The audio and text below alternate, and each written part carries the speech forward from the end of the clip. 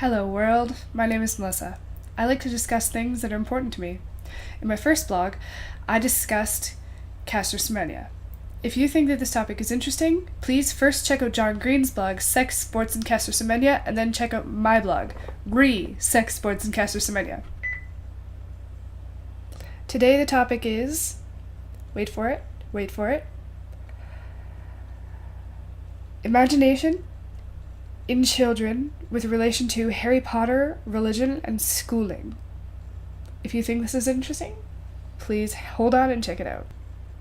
First things first, the only reason that Harry Potter was considered to be evil in the first place was because it contained witchcraft in everyday life.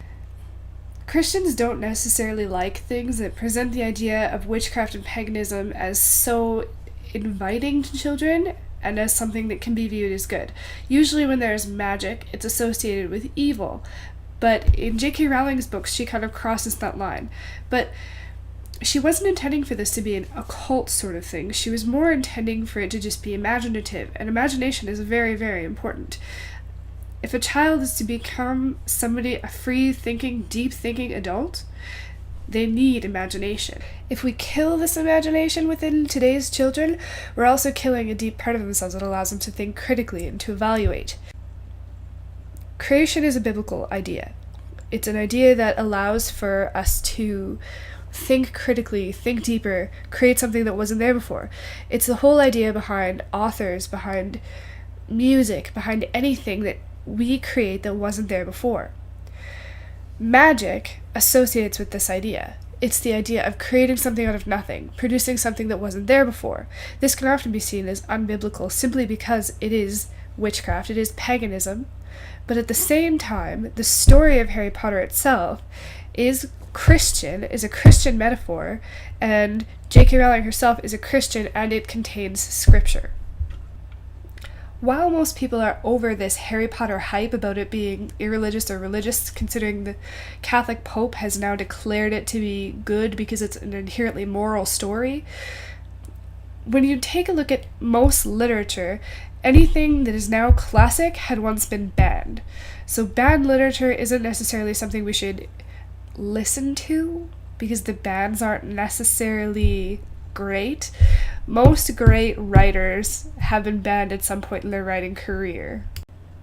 Some of these banned authors are as famous as James Joyce, Ernest Hemingway, and Stephen King. For a full list, check out banned-books.org, link in the sidebar. In my opinion, Harry Potter is one of those books that needs to be read by children. There are so many morals, it deals with death. Harry Potter was probably the first experience with death that I ever had, because in the very first book, at the end of it, Nicholas Flamel and his wife Perenelle die for the first time. And they have lived using the elixir of life, if you haven't read the books, for over 600 years, so they're extremely old. And one of the most famous Harry Potter quotes is actually the one that Dumbledore uses to describe death. He simply says to Harry, "To the well-organized mind, death is but the next great adventure." If you've never read the books, this quote might scare you a little bit because it makes death sound cool and exciting, but in the context of the books, it actually just makes it sound as though it's something peaceful and not to be feared, which is the truth, isn't it? The thing that originally made me start thinking of all this is because I subscribe to the cult that is Facebook. On Facebook, I am a fan of a company called Ollivand's. It is an imitation Ollivanders that makes Harry Potter style wands by hand for consumers to buy. Today on Facebook, somebody had commented on Ollivand's wands that they were evil and that what they were doing was evil and inspiring evil. On Ollivand's website, link in the sidebar, there is a disclaimer that their wands are specifically for make-believe and to inspire imagination in children. If you think about it, magic is one of the most imaginative things there could possibly be. It's spells that can do things that we can't do. It's what inspires the movies besides space. I know there's lots and tons and tons of movies about real life, but if you look at all the movies about magic, they're the ones that captivate us. Fantasy has been captivating for maybe not millions of years, but for a really, really long time. Before there were movies, there were books. And when there were books, lots of them were about life experience, but fantasy is a genre for a reason.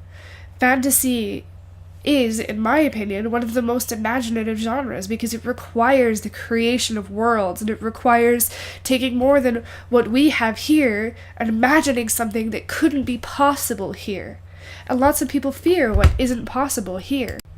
So I'll leave it up to you. What do you think? Harry Potter, good or evil? Wands, good or evil? Do they inspire imagination? Do they inspire witchcraft? Do they inspire thinking about wrong things? Or is the story of Harry Potter simply moral? There's so much more that I could say about this, but I'll keep it concise. If you want to know more, if you want to hear my opinions on certain things, leave a question in the comments, and I'll make another video replying to my opinion. And if you want to know more about a specific subject, leave a comment and I'll reply, and I'll give you websites. If you want to see the Alavans homepage, check the link in the sidebar. And I don't know. I want to know what you guys think. Let me know. Thank you very much for watching, and if you like it, please feel free to subscribe. See you next time.